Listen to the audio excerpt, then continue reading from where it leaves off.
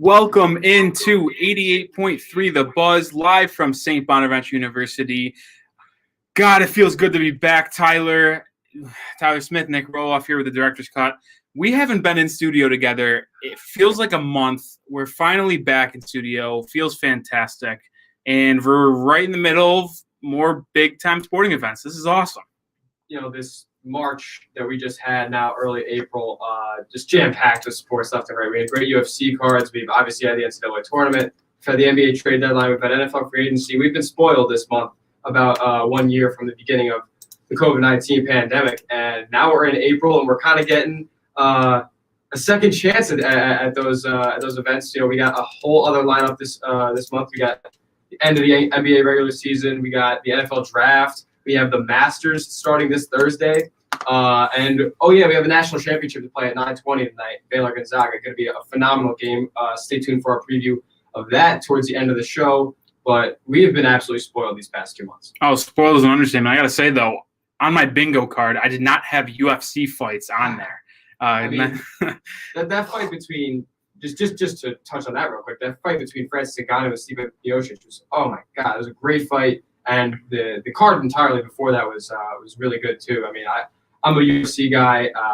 It's been really good. You know, one of those things that's been kind of constant throughout the pandemic is Dana White's a non-believer, but UFC was good this past March, and they have another card coming up too. Yeah, I was gonna say Masvidal and Usman too, and Poirier versus McGregor 3. I'm not a big that often. We talk about basketball and football, and let's jump into that basketball. I mean, Final Four. Wow, what a game. I preface on game because the first game wasn't very close. Let's start with the last one, obviously, because I grabbed all the headlines. Gonzaga remains perfect, goes to the national championship, beating UCLA 93-90. And what I want to touch on before we even get a breakdown of the game, what a run by UCLA.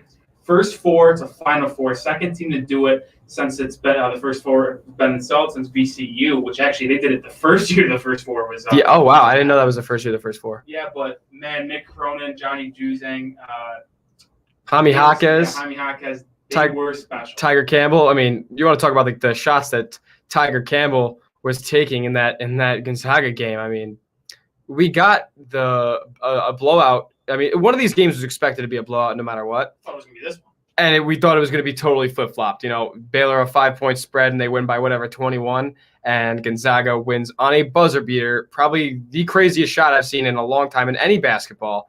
In a ridiculously high-scoring game, goes to overtime, one possession, and that spread was 14.5 it closed at. So ridiculous. You know, that's what March is all about, though. Expect the unexpected, and we certainly got it in that game. I mean, who's saying he fouled out in the Elite Eight game against Michigan, or was that I believe that was Sweet 16 game against Alabama, where they won in overtime. That was a crazy game too. Yeah, I mean, UCLA was on a tear. They upset BYU, which I didn't see coming. I liked BYU. I didn't see them beating Michigan State.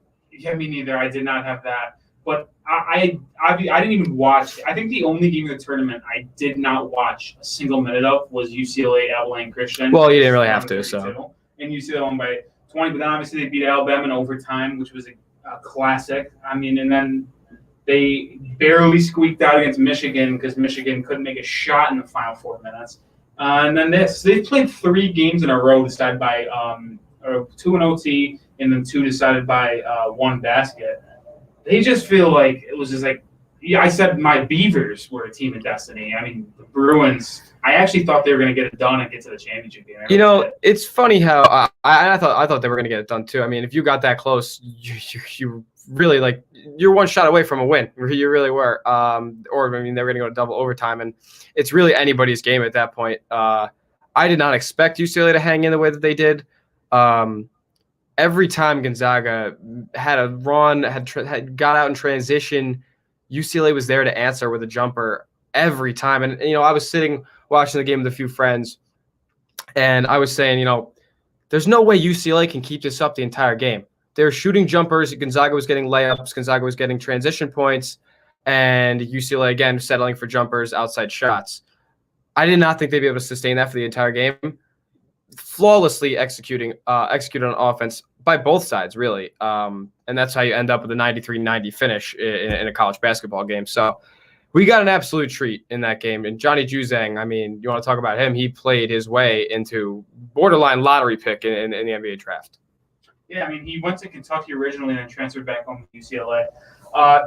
So obviously the talent was there. Obviously, if you're playing Division I basketball, you have talent. But he went to the cream of the creme, like Kentucky basketball, and then ended up going to UCLA. So there was obviously the potential, and this is what March is all about. No one would have even said Johnny Juzang was going in the first 2 rounds there's only 2 rounds, but they would probably not get drafted. I didn't know his name before the tournament. I watched a decent amount of Pac-12. I mean, it was on at late at night. I watched a decent amount of Pac-12. I really just didn't know Johnny Juzang the entire year.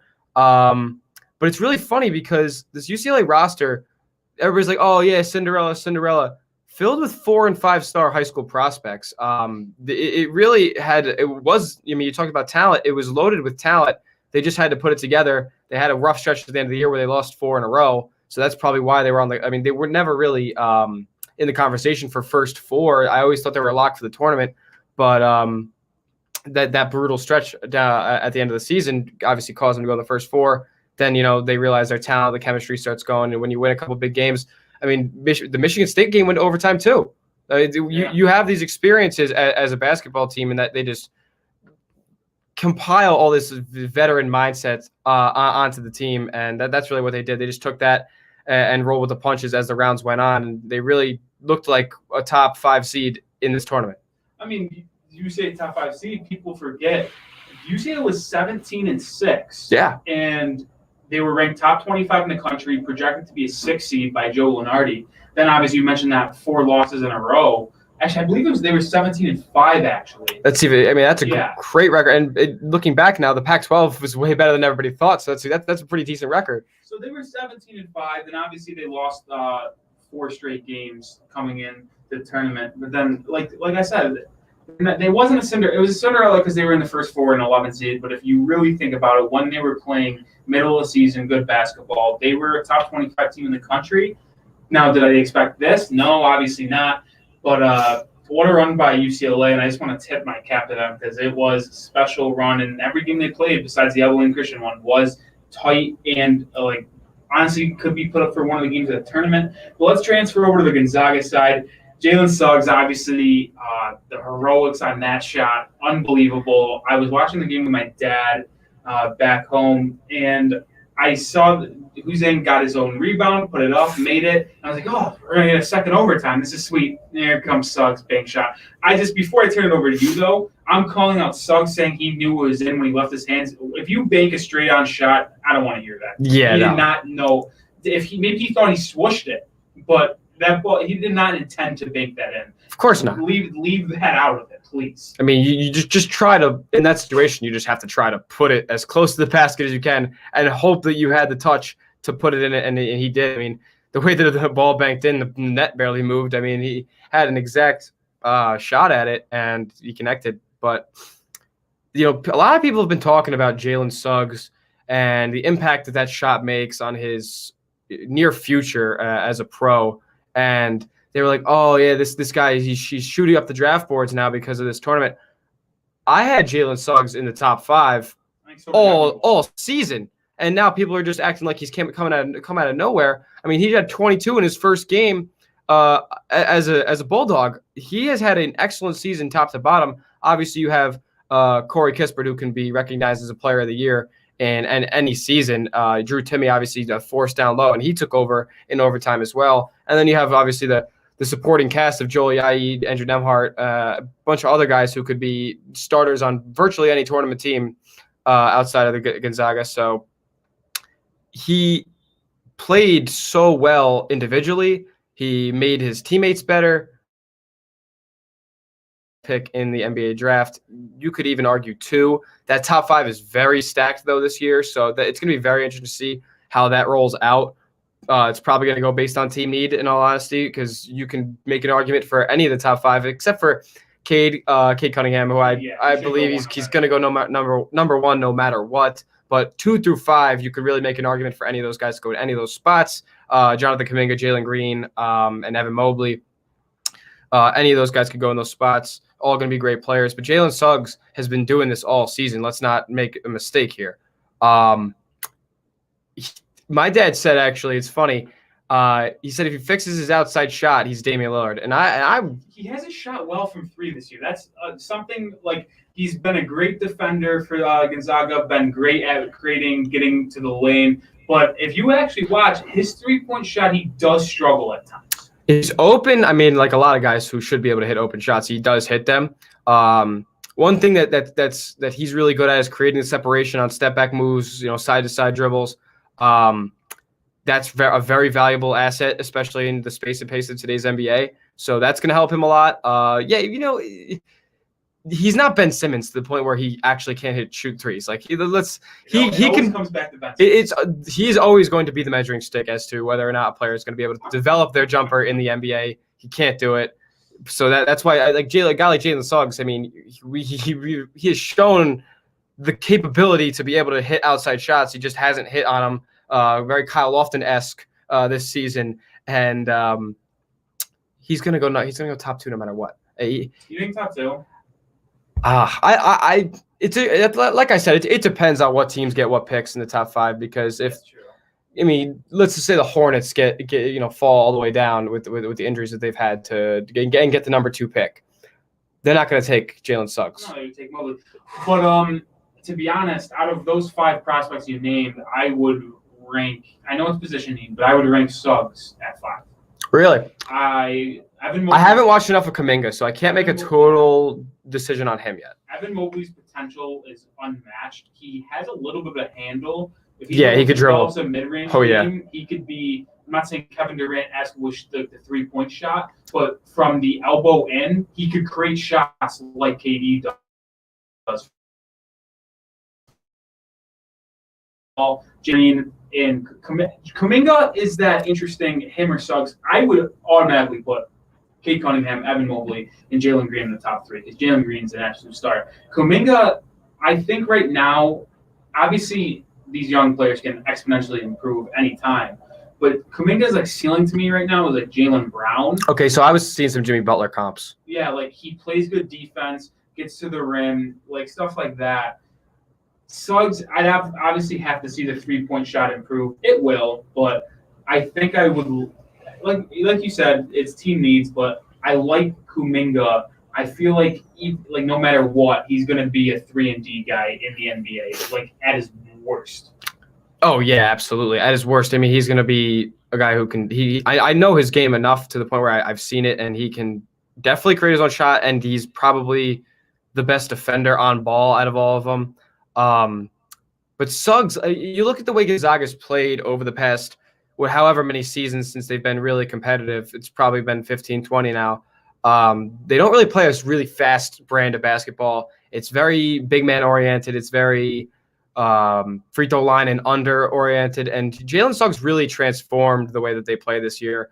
They get out and transition a lot, and a lot of Gonzaga teams do with the guards that they have. But I don't know, something about Jalen Suggs, he kind of dictates pace, a lot like Cade Cunningham did for Oklahoma State, where he and quick and is able to get the rebound and the ball past half court within 2 seconds. His down court vision is unreal. You saw that pass he had after the block was just phenomenal. If he can be threading the needle like that in the NBA, he's going to be dangerous. So I just think there's a lot of facets of his game. He's a really big guard. And when my dad said Damian Lillard, I was like, you know what? Yeah, he got that skill set, and he's a bigger guard. He's 6'4", probably 210. Like he's a big body, and that's going to serve well in the NBA. Coming in as a rookie, of course. Oh yeah, like you said, with their pace, he really does dictate it. But one thing that they do have this year is Gonzaga always has like one big man that can play and like 2 guards that can play. But Corey Kispert, I mean, was the best player on this team in this regular season. Oh, yeah. He brings so much with just the shooting. He lacks the ability to defend at times. But he's their Adam Morrison this year. What? He's their Adam Morrison. Oh yeah. But Timmy, he makes that team tick, man. I'm not the biggest fan of Timmy, but he definitely is one of the better college big men we've had. I had a debate, and I want to get to this before we move on to our next topic surrounding this game. who should have, after this tournament and what you've seen, who's the player of the year, Timmy or Garza? Because I still think it's Garza. I still think it's Garza just because that team is so bad without him. That's what I'm saying. Like, if you flip-flop Garza and Timmy, it's hard to say Gonzaga gets better because they're 31-0, but Iowa would get significantly worse. I wouldn't say significantly. They would get worse, and Gonzaga would be elevated. Well, the three-point struggles that Iowa had down the stretch of the season were not because of Luka Garza. So Drew Timme can't really take that outside shot. And the spacing would just be decimated if you switch the roles of Garza and Drew Timme. So, like you said, really can't get better. I think they would be probably better as far as what their ceiling is. I mean, they'd probably be blowing teams out by 50 if they had Luka Garza. But Drew Timme, make no mistake, is a dominant force. And I honestly would love to see. We did see it earlier in the season, and Drew Timme actually outplayed Luka Garza in their matchup. So. I mean, it's easier for Timme to outplay him, considering I would have to worry about Kispert and Suggs, and when you play Iowa, the main focus is Garza. Offense too. You don't have to worry about. I mean, defending them is one thing. Gonzaga is one of the top 5 defensive teams in the country, and they're also the best offensive team in the country. So they can do basically everything. And when a team's one-dimensional like that, it's like we saw. It was no contest. Yeah, well, let's move on. After the game, it was hot takes and recency bias, at least I think. But I want to get your take on this. After the shot was made, considering it was the Final Four, the buzzer beater to win it, overtime, the shot making from each team, you don't see that high scoring in college basketball in 93-90. Was this the best college basketball game ever? Because a lot of people believed it was. Right after, so it was hot takes. Yeah, that's hot takes. That's recency bias. Go back and watch Christian Laettner versus Kentucky in the Elite Eight. That game was ridiculous. I mean, Villanova, North Carolina was just 5 years ago. People, I guess, are forgetting that now. Duke, Wisconsin in 15 was really good. With Kentucky, Wisconsin in 15 was really good. Mario Chalmers in Kansas versus Memphis. Derrick Rose was on the Memphis team. It was a ridiculous game. There's been so many really, really good college basketball games because the teams are always so evenly matched once you get this at this point in the tournament. That's tough to say. It's probably the best one I've seen in the last 5 years, no doubt. So do you think, because I looked at it and the best game ever, in my opinion, that I've watched, because I can't really attest to like the Laettner. I just watched that game in full because I'm a Duke guy, and it was really, really good. But that North Carolina Villanova national championship game is the best college basketball game I've ever seen. I mean, we're forgetting St. Bonaventure, Rhode Island in 2018. I mean, if we're going to talk about basketball, like that is basketball to a T. No, but like NCAA tournament game, like think about it, national championship. Marcus Page hits a double clutch 3 with 5 seconds left, where I don't know how he made that, and then Chris Jenkins hits it literally at the buzzer like Suggs, and that was like that was no luck. That was cash money, nothing but net. Yeah, it also gets elevated because it's the national championship. There was also a full crowd. Could you imagine a full crowd? That would have been nuts. At UCLA Gonzaga. I mean, are you kidding me? We got robbed of that this year. I mean, thank God we haven't had as many buzzer beaters as we normally do. That was the first game-winning buzzer beater of the tournament came in the Final Four. But maybe it's a good thing.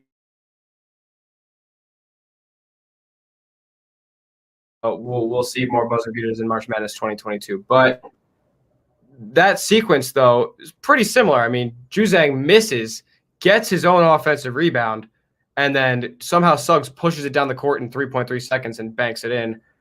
Unreal. I mean, these players just have such a good handle on time management now. Like, they know exactly how quick they are. They know how many dribbles they can get in before they have to waste it up. That's just like the most impressive thing to me is like every single player on the court, maybe not the big men, but every single guard knows exactly how many dribbles they can get in with a certain amount of time on the clock. And I think that's just like the evolution of the game is just making it so much more enjoyable when all these players have that in their mind and know what they're doing. Exactly, because Mark Few and Gonzaga, they won every game this year by double digits, except for one against West Virginia. They did not have to worry about a single opponent they played all year. Baylor gave them not Baylor. BYU gave them a run early on, but they took care of business in the second half. They really never had to worry about a situation like this. But I guarantee you Mark Few ran this in practice, made sure that they knew what to do in this situation, because at this point, anything's possible. We just saw anything's possible. UCLA hit jumpers all game long, and it came down to the last shot. So obviously, as a coach, you have to be able to practice that stuff. And like you said, know your limits, know your situation well enough to you get a shot like Jalen Suggs did. Oh, yeah. And that they practice that all the time. Every single team practices that situation. And I love that Mark Few didn't call timeout. Oh, that is my favorite thing in the entire world. Because I think in the NBA, when you could advance the ball, It's way different. But in college basketball, when you would still have to take it out at the out of bounds baseline, I don't know what the actual percentage is, but in my mind, it's 100% time or 100% time more effective if you just get it and go rather than get a timeout and let the other team set up its defense. Because UCLA would get hyped that they made the basket, was scrambling, and that led for Suggs to get at least a decent look at the end. Let's move on, though. Was it a good single-digit game other than the one against West Virginia in early December? But right before the championship against the second-best team that's been right behind them all year long, was it good that they got tested and had to battle it out close? You know, when I first read this in the show plan, I was like, "Oh, they got COVID tested." Yeah, I can't believe we're at that point in my life. But no, I think it's got to be good. They haven't seen any adversity since West Virginia, since really BYU probably gave them their the last. Yeah, they were down a significant margin. BYU was fighting with them, but that's definitely the first time they've seen any. At least had any. I wouldn't say had any fear, but they had to have been a little nervous at some point in that game. They were like, they had to be like, oh, when are these guys going to stop hitting jumpers? Because it really never stopped. I'm glad that they got tested like this. We're going to get to what we think about the game tonight at the end of the show, but I don't know if it matters. Interesting. But I won't. I'll leave it at that. I'll just leave it at that. I don't know if it matters, and you guys will hear why at the end of the show. I agree with you that it was a good thing that I think it got tested. Maybe it doesn't matter, but I do think it was good in Gonzaga's favor, because if you never have a close game like that, they handled it pretty well against UCLA. But if that never happened, and then they're in a dogfight like that late, one possession game with a minute to go against Baylor, who's UCLA is good, but they're better, obviously.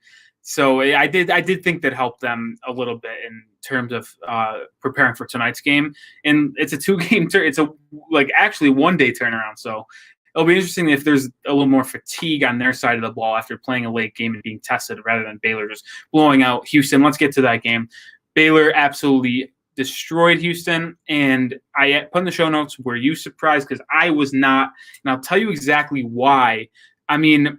Think about Houston's path to the Final Four. We talked about it last week. The easiest path to the Final Four, maybe in history, having to play a 15 seed, a 10 seed, an 11 seed, and then a 12 seed in going to the Final Four. I don't think I've ever seen a team be able to play that. And if you watched Houston all tournament long, they played low-scoring games. They were the second-best defensive team in the country. But when you play the second-best offensive team in the country with way better talent, no offense, Houston, they're going to score on you. And it's a question of could Houston play with them? And then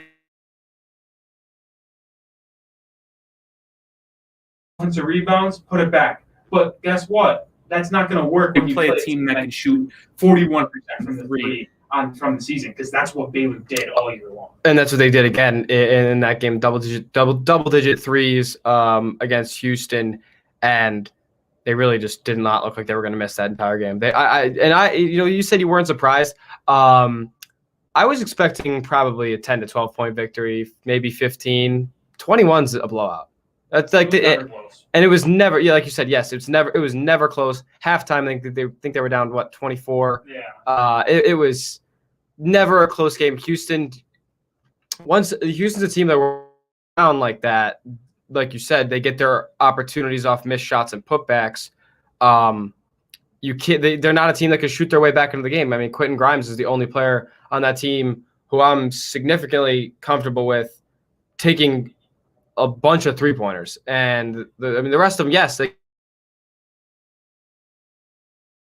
who's a legitimate threat from outside, and he wasn't the entire game, then your offensive capabilities are very limited, and Baylor's offensive capabilities seem limitless right now. So therefore, you see a blowout like that. I can't even imagine what the score would have been if Marcus Sasser did start 5 for 5 from 3 for Houston. He scored. They scored. I think he had 15 of the 17 points. Yeah, 17 points I think at halftime. Yeah, was it? And he scored 15 of them on 5 threes. Like if he didn't have his A game, this would have been a 40-point game. Like Oklahoma. Oh, what was the other? Oh, North Carolina. No, Villanova, Oklahoma in the Final Four. Correct. I think it was 2016. Yep, Buddy Hield. Yep. Yeah, they could have gotten real bad if Sasser did not have his A game. It's hard to recap this game because it was such a blowout. Yeah, that's why we didn't really leave much time for it before we go to break. There really isn't much to talk about except for the fact that Jared Butler is so back.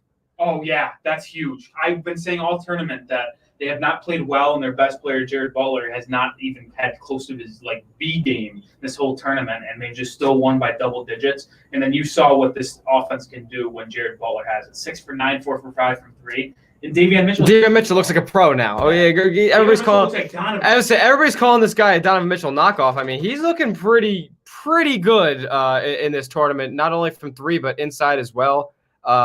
These Baylor guys can attack, and like I said, we're going to talk about the game tonight. At the end of the show, there's going to be a lot to talk about because this Baylor team is very versatile offensively. Yeah, stay tuned for that. We're going to head to break. When we come back, we talk opening weekend this past weekend. My team didn't get to play. They're actually having their opening day game today. Your team struggled for this weekend. Yeah, I don't want to talk about that, but we'll have to. We'll break down the opening weekend and give our season-long predictions. That's always fun. Stay tuned on Director's Cut from 88.3 The Buzz with Nic Rohloff and Tyler Smith.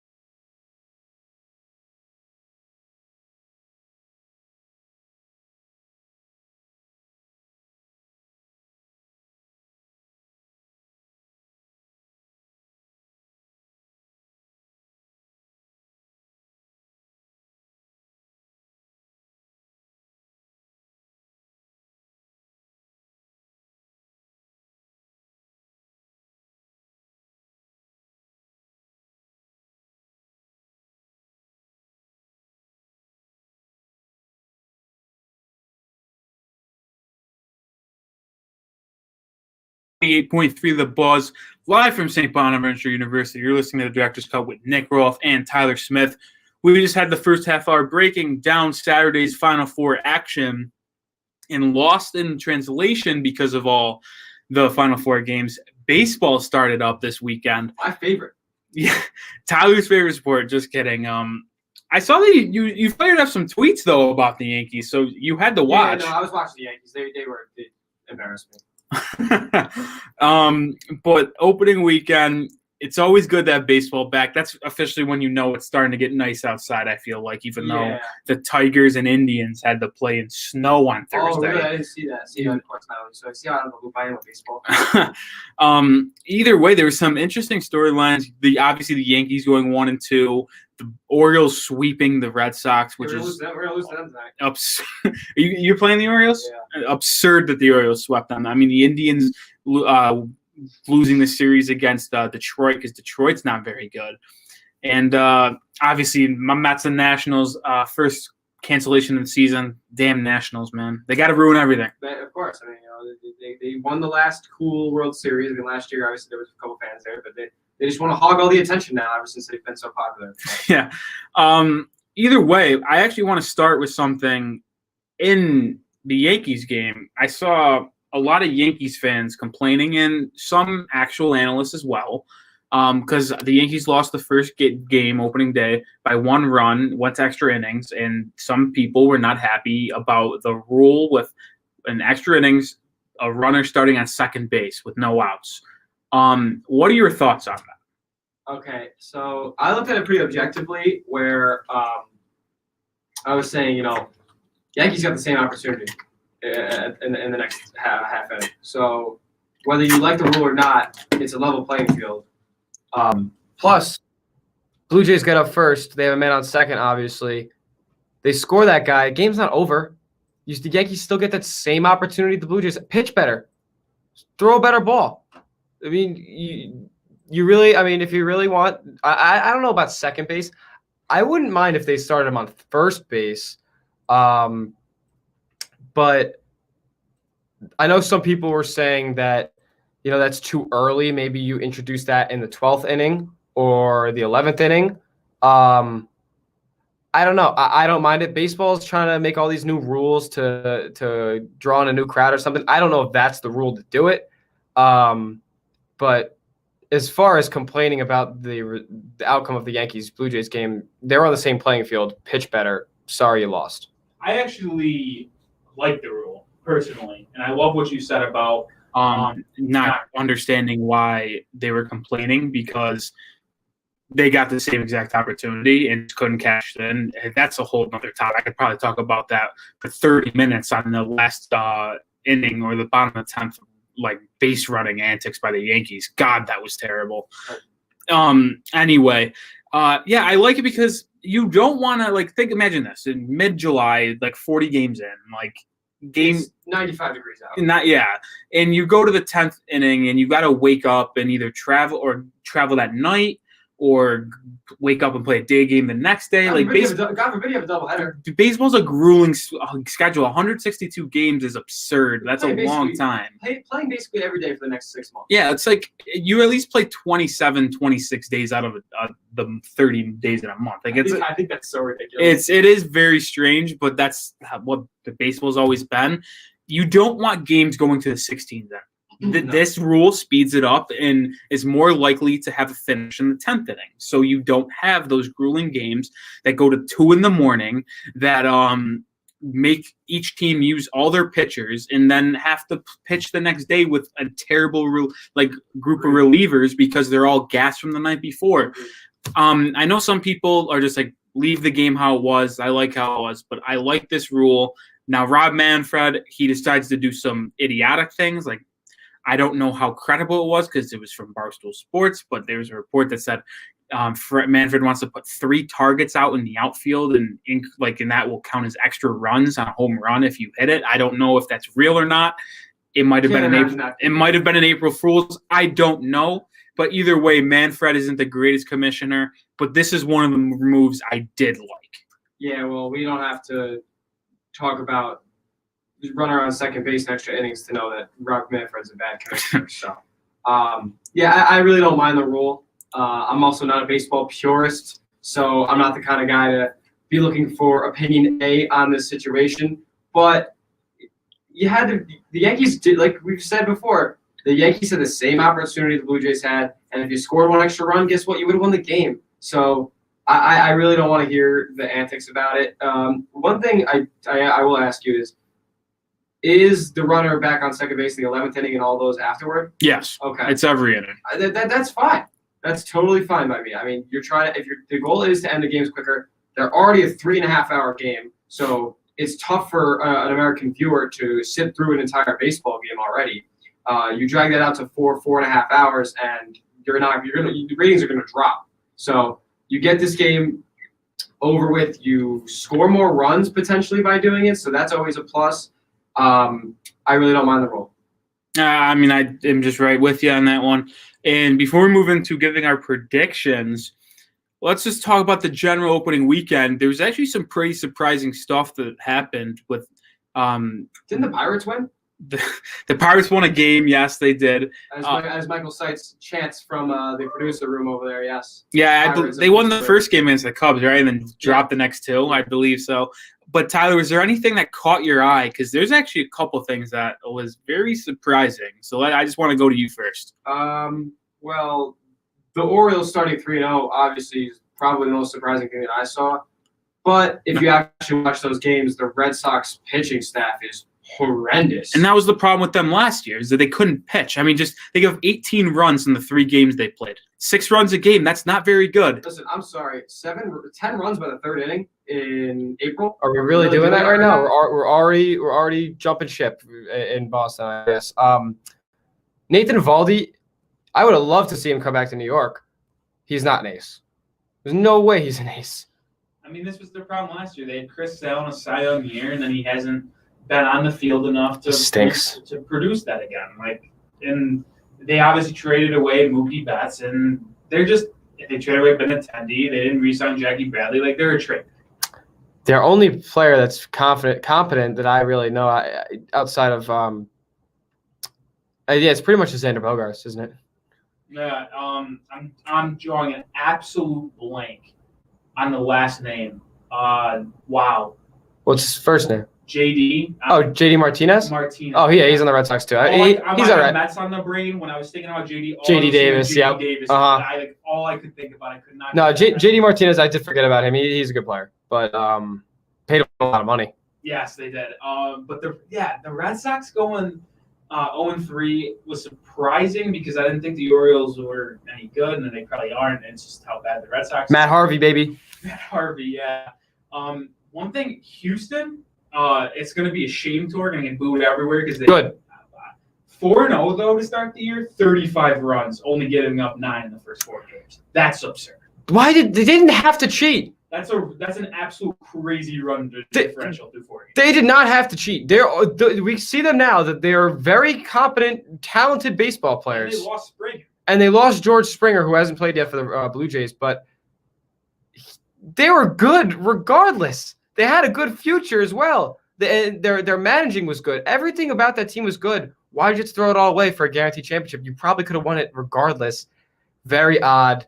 The Astros deserve every boo that they're going to get. I actually just can't wait until they play the Rangers and get a full stadium of boos, especially in state. That will be a massacre. Yeah, on the flip side of the Astros going 4-0, the Oakland Athletics, who are a projected playoff team, they were the team that got swept 0-4 and gave up 35 runs. They only scored 9 in those 4 games.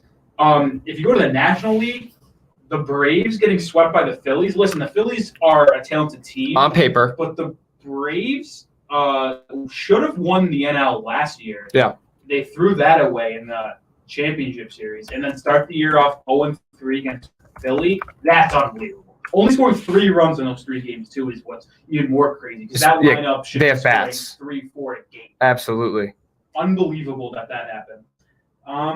Now, look at it again. St. Louis, they start off 1-2, but that doesn't really surprise me.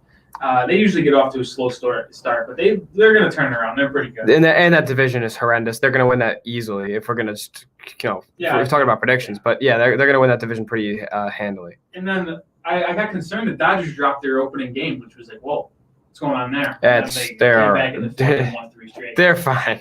But that's the thing that I think caught my eye is the Braves going 0-3 and Houston, what they did to Oakland, and then I guess the White Sox and Indians going. The White Sox lost today, so they're 1-3 now. But both of them being 1-2, 1-3, that surprised me because the Central's pretty good in the AL. I expected the Kansas City and Detroit to be the bottom teams and just have Minnesota, White Sox, and Cleveland fight for it. But Cleveland did lose Lindor, obviously. But the White Sox are supposed to be like a dark horse World Series team. They started off 1-3. I don't know. That's pretty dark horse MVP candidate Tim Anderson. They've got a bunch of dark horse players on that team. They're pretty good. Abreu, nasty. The White Sox are good. Robert, yeah. It's a good young team that they'll be here to go. But that's it for opening weekend. So let's jump into predictions. I put the World Series champion matchup up top, but that should probably be last. Let's start in the division winners. Let's start with the AL East. You go ahead. What do you think I'm going to say, Nick? Yeah, I mean, I'll back you. Yankees. That's what it's going to be. The rest of the division is. It's going to be less than like 5 or 6 game difference. Rays, I don't know. I'm saying Blue Jays, man, and I sneakily have them as my second wild card team in the AL. Okay, I'll get that away a little bit. I mean, the AL East, it's not as bad as I once thought. I mean, the Rays obviously were in a World Series last year, but they did lose Blake Snell. Toronto, young team on the come up. Taking the first series against you guys is actually going to give them, I think, a lot of confidence going forward. I am very concerned about the Yankees pitching staff, too. I could probably go into that for a while, too. Yeah, Devi Garcia needs to be playing over Domingo Germán, but that's a different story for a different time. Kluber looked really good. Cole, he's got to start looking dominant at some point, right? Yeah, to lose a game where Cole pitches, I think a Cardinals sin. He didn't get the loss, but he did not necessarily contribute to a winning outcome. So yeah, that's what I mean. Like whenever, like in a flip side for my Mets, like if DeGrom pitches and the Mets lose, like that shouldn't happen. No, it shouldn't happen. It just really shows how like bad the hitting was. The Yankees also only put up 1 run in the first game too, so that's on them as well. I mean, the bats haven't been great. Judge hasn't been great. Oh, Judge looked terrible. Especially, I'm not even going to talk about him. He is embarrassed.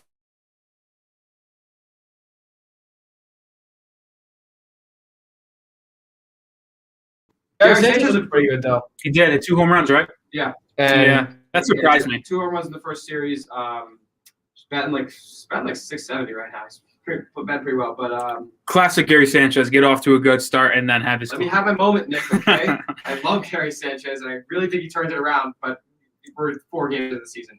Yeah, unfortunately, I'm gonna have to agree with you though. I do think the Yankees end up winning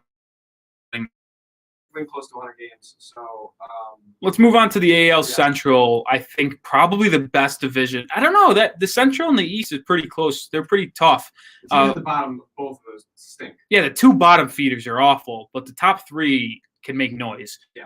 Who do you got coming up the Central? I do have the White Sox coming out of the Central. I've been a Tim Anderson guy for a long time, and they've been paying people. They've upped their pitching staff, and they can hit a lot of home runs this season. That whole division actually can hit a lot of home runs. Cleveland obviously less now because of the doors gone. But I think the White Sox are poised for a breakout season. That's going to be like the breakout team this year, in my opinion, is the White Sox. I mean, Blue Jays have that same potential, but I think that Chicago's coming out of the AL Central. Yeah, I don't mind them pick. I'm actually going to go with the Twins. They just have such like spurtability. I love using that word. They're like what the Yankees lineup like should be. Like they don't do a lot other than hit homers, but they like consistently always do it. Like they've played 4 games, they scored 30 runs already. That's pretty good. The pitching just has to be better. Jose Barrios had an absolute fantastic first outing, and he's like a nice young pitcher. Just as long as their bullpen hangs up and can like hold up games, basically, I really think the Twins are going to win division. And then for their sake, I hope they don't play the Yankees in the playoffs and they could finally win a playoff series. Please match us up with Minnesota. I don't get it. It's something mental. It's the only explanation. The Twins aren't that bad. No, they're not. It's got to be mental. Their pitching isn't great. Yeah. I like Barrios, but they're not very deep in the rotation. I agree with that. Let's move on to the final division, which, I mean, it's really, I think, only up to 2 teams, but the 2 teams played. One's 4-0, one's 0-4. What do you think the Astros are going to win that division still? Yeah. I do. I think they are. They're really talented. They're so consistent too, year in and year out. I mean, obviously we talked about their scandals past, but they're very. I mean, you lose George Springer, but you have young guys coming in. Pitching staff's still fine. The majority of your top players are still there, and in the MLB, a lot of guys are replaceable. But with that much talent, you can't replace all of it. Most of it's still there. I really think they're going to come out of that division. I agree. I wouldn't say Pennant. I really agree with that Astros take. Yeah, the cheating, everyone hates them, but they're actually really good. And lost in translation in last season, they have a lot of young talent outside of Bregman. Craig's going to be a free agent after the season. Altuve. They have good young talent in the pitching staff, the bullpen, Yordan Alvarez, obviously. They have a lot of young players that can play. And, I mean, if you guys hate the Astros, I mean, like most people do, it's unfortunate because they probably will be one of the best teams in the AL, regardless if they cheat or not. So, absolutely. Let's do the 2 wild cards before we move into our the NL. We both have the Yankees. We both have the Astros. I have the Twins. You have the White Sox. So who are your 2 wild cards in the AL? My 2 wild cards would be the Angels and interesting. The Blue Jays. Okay. I don't mind that. So you have the Twins missing the playoffs. I do have the Twins missing the playoffs. They just don't really impress me a whole lot. I mean, they do hit a lot of home runs, but like you said, if the bats aren't swinging, past the outfield, they really can't. They're not a very dynamic team whatsoever. So I don't know. I'm kind of out on the Twins this year. We'll see what happens. I'm a big White Sox guy this year. I don't know why. I really am. But Angels looking like they're going to come up. If Shohei Ohtani can stay healthy, and he's a problem. He's a problem. Oof. Who has ever? Does that ever happen? No, there's a 100-mile-an-hour pitch followed by a home run. No, it's never happened. It's never happened. Okay, so you guys are already making history. And baseball is a sport where, if a guy gets hurt, that could derail your season. Look at Christian Yelich and the Brewers. But he is a guy that could absolutely derail their season if he can't stay healthy. Yeah, I buy that. He brings so much to that team. So my Angels take is contingent on him being able to stay on the field, both pitching and hitting, because he's so dynamic in both. It also gives protection to Trout in the lineup because you got to have Rendon at third base. And if you could put, I don't know if they have Trout hitting leadoff or third, but you could put Shohei at 2 like he was last night, have Trout third and Rendon 4, and you have to pitch to Trout because you got those 2 outstanding hitters in front and behind them. I think that really benefits. I actually like where the Angels are going. They just got to have consistent and good enough pitching. Joe Maddon's doing a really good job there. I like what they're building in the lineup. They just need to have consistent pitching. It's taken forever to surround Mike Trout with some talent, and finally are starting that train. Let's see if it can sustain for an entire season, because their guys in that team do have injury history, so we'll see. Yeah, my 2 wild cards, I'm actually going with the Rays and White Sox. So I have the Angels missing, as long as the Athletics, who were a dark horse good team too. But I think the Rays are too talented, even though they lost Blake Snell. That doesn't really bother me too much. Morton too? Oh, I know. I thought he resigned. I could be wrong on that. I definitely could be wrong, but I thought he resigned. And I like the White Sox too. Young talent. They'll figure it out. They just had a bad opening series. I don't think that changes anything for me. It's only one series. Yep. I mean, we like to overreact in the sports media world, but I don't think not in early April baseball. Yeah. I'm not going to overreact to early April baseball. That's true. Baseball is so hard to overreact in because a team could be like the year the Nationals won the championship. They were like 19 and like 32, like midway through the season. Mets were really good at the start of that season. Yeah, and the Nationals were 19 and 32, and then won like 20 of like 25. It was insane. But anyway, that counts. So let's move into the NL. I'll start in the East. This is definitely a homer pick, but I think the Mets are going to win the NL East. It's going to be close. It's going to be real close. It's definitely the most competitive division in baseball. It definitely could be because the Nationals are still good. The Yep. Phillies obviously are talented. The Marlins made the playoffs last year, and the Braves were, like I said, were Watch out for the Marlins again. I don't know if I have them in my wild card just yet, but they're scary. I just think the Mets, what they had the lineup last year, a good enough lineup to make the playoffs. Their pitching and bullpen was terrible. And what did they do this season? Well, I mean, it's not really what they add. It's just more of they got to be healthy. It was DeGrom and a bunch of scrubs. That's what it was last year in the starting five. And this year they have Stroman, who opted out last season. Syndergaard should come back within, I think, a month and a half, 2 months from his Tommy John surgery. Yeah, Carlos Carrasco tore his hamstring. He'll be back in a month and a half, maybe even sooner. Taijuan Walker, David Peterson, who was the lone bright spot outside DeGrom in the rotation last year as a rookie. He's got 6 quality starters when all healthy, and I just can hope the bullpen's good enough. And if the bullpen is good enough and the starting rotation stays healthy with that lineup, the addition of Lindor, Conforto coming off for a career year, obviously Alonso, it's a dangerous team.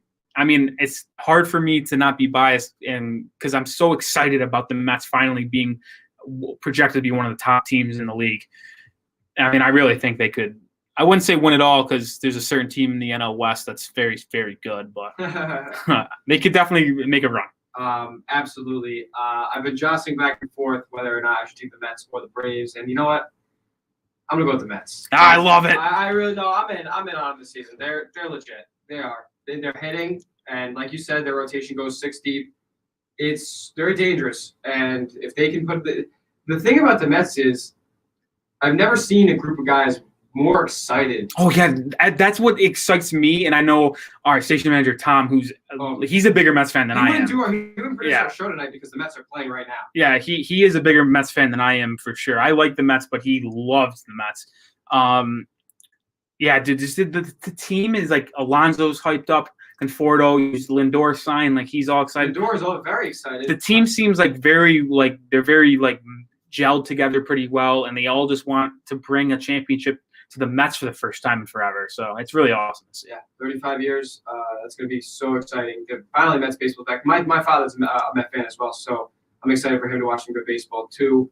I got the Mets out of the AL East. Want to move to the Central? Who you got there? I'm going to go with the Cardinals still, and we both alluded to that.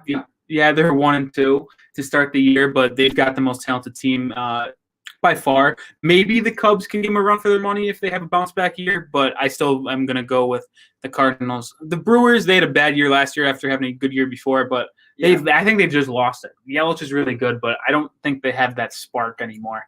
So I'm going to go with the Cardinals. I'm also going to go with the Cardinals.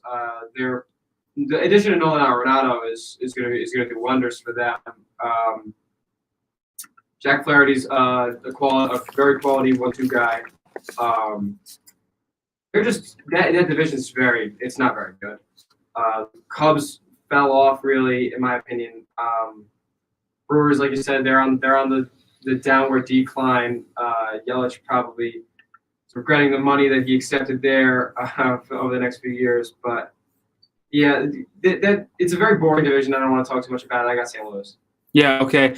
The last division, I don't think there's any way you can think. Yeah, we don't have to spend too much time on this one either. The Dodgers are going to win that. They are the most stacked team in baseball. Most stacked team I've ever seen. Yeah, I mean, the lineup top to bottom is unreal. And then probably have the MVP. Then they added Trevor Bauer. Yeah, maybe some people say it was a fluke year last year, but he's very, very good. And him in that along with Walker Buehler, who was a dark horse Cy Young candidate. Maybe not even dark horse anymore. He's just that good. That team's stacked. So obviously the Dodgers are going to win. So let's go to their 2 wild cards. I'll start. I think the 2 wild cards are going to be the Braves and the Padres. Okay, we're in agreement on that. I think the NL, those 6 teams we named, or 5 teams. You could obviously divvy up who wins the Central, but Braves, Mets, Padres, Dodgers, and that's it. Those 5 teams are locks. It feels like it, right? Locks. That's what I'm trying to think.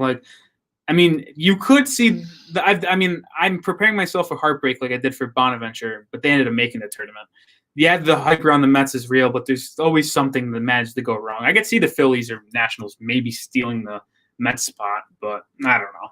I think I would feel comfortable with those teams we named probably being the playoff teams in the NL. Yeah, because if the Mets don't win the NL East, I still think that Atlanta wins that division. Only if the Mets don't. So you could even that's very tough because you have to have a team from the NL Central, and the Padres are making the playoffs. Make no mistake about it. The Padres are making the playoffs. They're in an unfortunate division. But yeah, it really doesn't seem like the teams the NL East is so competitive that division winner is going to say a lot about who's going to come out of that division, and whoever comes in second is very likely going to be a wild card spot. So 2 teams out of the NL East, 2 teams out of the NL West, 1 out of the Central. That seems like the lock formula for the NL playoffs this year. Yep, can't disagree with you at all. And before we go to break, we're going to quickly give our AL MVP, AL Cy Young picks, and same thing for the NL. Let's start in the AL, Tyler. Who you got to be the MVP? It's tough. It is. I'm going to go dark horse. Yeah, give me Tim Anderson. Okay. Tim Anderson for MVP in the AL. Cy Young, I'm hesitant to say Hyun-Jin Ryu because I think he's really, really good. But I think Cole's going to turn it around. I do. Remind me, I'm kind of having a mental lapse. Did he win it last year? No, he did. You mean the year with him and Verlander? No, well, last year did he win the AL Cy Young? I don't remember. He did not? No. Okay. All right. Yeah, I actually thought he did. That's why I wanted to ask you. I could see definitely Cole winning it. Think about who won it last year. Did Snell win it last year? Was it? I don't know. Sites would probably know. Of course, Sites would probably know. So, if he wants to come in here and tell us who won it, he can. But yeah, I'm gonna go Garrett Cole for Cy Young, Tim Anderson for MVP. My MVP is gonna be. People are gonna hate me if you listen. I'm going Alex Bregman. I actually think the Astros will have a really good record this year. Bregman's off to a hot start. Best player on the best team in the AL, record wise. I people aren't gonna like it, but I actually think Bregman can win the MVP. The personal victimization I felt from Alex Bregman in my life, so can't go with an Astros. Oh, you know who won the Cy Young? I think I figured it out. Shane Bieber, right, Sites? Oh, Shane Bieber did win it. Yep. Yeah, I think I heard him say yes. Yeah. Okay, so it took me a second. I'm actually going to piggyback off you, though. I think Cole gets it done this year. He has to. Yeah. Because the scrutiny he will go through from not only New York media, but New York fans will not be good if he's not at least in the conversation. So I think he's going to be there. I think he's going to turn it around. First game, he really didn't pitch that bad. We'll see what he does over the next few weeks, and we'll have to revisit this conversation. But for now, yeah, we're going to go Cole. Let's move to the NL. Who do you got for your MVP? Mookie Betts. I'm going same team, different player. Bellinger. I think he wins it. Yeah. I feel like Bellinger's going to have a really good year. It's crazy because both of them are probably going to be the 1 and 2. It could. My only fear is that they steal votes from each other, and maybe Tatis if he has a really good year. Definitely do it. I mean, Dark. It's just Mets bias, but maybe even Lindor if he has a really good season. Yelich if he has a really good year. Even Arenado in St. Louis. There's a lot of potential MVPs in the NL, but I'm going Bellinger. I'm gonna go Mookie Betts, same team. Really, it's gonna come down to inches if the committee's gonna decide between those two guys. So that'll be interesting. And to lead off this NL Cy Young, I'm taking DeGrom. He's just the best pitcher in baseball. Maybe he'll get voters fatigue, but I don't know if I'm stealing this from you too, but I think the NL Cy Young will be either Walker Buehler or Jacob deGrom. Those are my 2 picks. Yeah. You did say, I mean, I was going to go DeGrom no matter what. Like you said, for all the reasons you named, he's the best pitcher in baseball. You could say it's close, but he's probably a tier above everybody else. Oh, yeah. In my opinion, I really do. I think Jacob deGrom is a tier above the rest of the pitchers, at least in the NL. Yeah, I think I'm going to go that there. Walker Buehler is a little too inconsistent for me. I need to see a full season of just full 160 games of just straight gas from Walker Buehler. And again, like the AL Cy Young, we can revisit this conversation in a few weeks when we see more of these guys. But it's early. We got the same picks for the NL. Oh, not exactly the same picks for the NL as far as MVP goes, but Cy Young, we're staying constant here. Yeah, for both Cy Youngs. That will wrap up our baseball talk. I think that was the most productive talk we've ever had in baseball. Yeah, definitely. I'm trying my best to integrate myself into this game. It's tough for me. It's a lot. Baseball is a lot to take in when you're not already a super fan. Game of baseball when you're young, it's tough to get into. Last time I played was 4th grade. All right, I have not played baseball in a long time. I haven't been around the game that long. I took a hiatus while the Yankees were bad because I really just wasn't that big of a fan. Now the Yankees are good again. Of course, some fair weather in baseball, but yeah, I'm trying to get back into the game. I'm trying to get all the information out of the entire league, but it's a lot. It is the stats, the way that money works. It's a lot to take in, and I'm trying my best slowly to get my way into baseball. But this is a fun talk. Yeah, we're gonna head into break. When we come back, we talk some golf. Spieth on the winning ladder again, won the tournament yesterday, which was awesome to see. And we each give 2 predictions for possible Masters winners because it snuck up on us because we had it 5 months ago, but it's already back. Let's go. The Masters this weekend. Such a great time. Stay tuned for that. You're listening to the Director Scout Nic Rohloff and Tyler Smith on WSBU 88.3 The Buzz.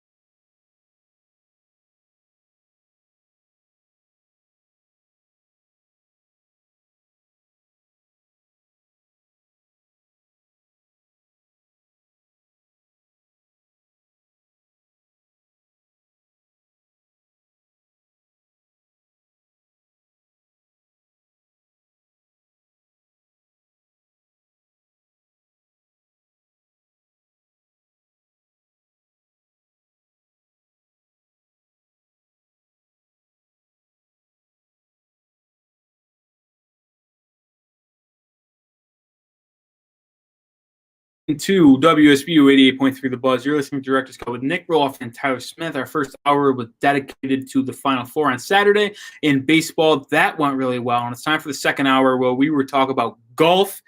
We do this once a year, basically just a Masters time. We did it.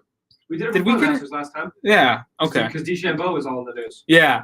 And then we're gonna go into NBA this week in this league, and wrap up the show previewing the national championship game. But let's get right into golf. I love talking about golf. I got to be honest with you. I know you said you will watch sometimes. I try to watch if there's no other sporting events on. I watch almost every tournament. Oh, of course. Yeah, if there's no other sports on, I'm turning on the Golf Channel. Absolutely. And it's going to be fun. The Masters is the most electric tournament of the year. It's the hardest course, and everybody plays. That's a dagger into my heart, man. You know that's my guy. You know that's my guy. He shot 5 under at the Valero, Texas. That is brutal. Hey, man, it finished top 20. Not too bad. You just saw his first day. He was 4 over. Oh, my God. I watched that. I did watch most of Sunday's action, but I didn't catch the beginning of the tournament. It was a low blow, I gotta say. Yeah. The start was rough. That was pretty rough, not gonna lie. But this is gonna be a fun tournament. If we're talking about Valero, Texas, Jordan Spieth back on the map. What's up with that? Guy was ranked 110th nationally, or in the world actually, in golf, and now he's back into the top 50 after a couple top 10 finishes, and obviously yesterday's win.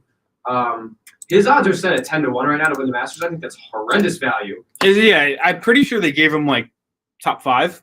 Yeah, that is. No, yeah, he's 2. 2. Time for Listen, 2 JT, who I think we'll get to him in a little bit.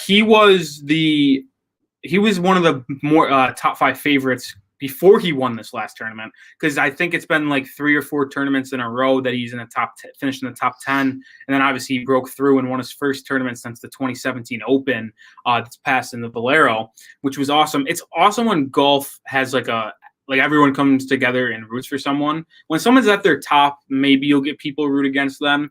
But Spieth to be where he was at such a young age and then lose it and be terrible for 3.5 years, and then everyone was rooting for him to finally get a win, and it's awesome that he got it right before the Masters. And it could go either one of 2 ways. He can carry that momentum into the Masters or absolutely have a deflating trip to Augusta National. I'll be intrigued to see what he does as a follow-up, but it was awesome, and it's great for golf to see him back in the win column, because he became everyone's darling. Everyone loved Jordan Spieth. So it's awesome to have him back, and obviously he knows the course, so yeah, we'll see.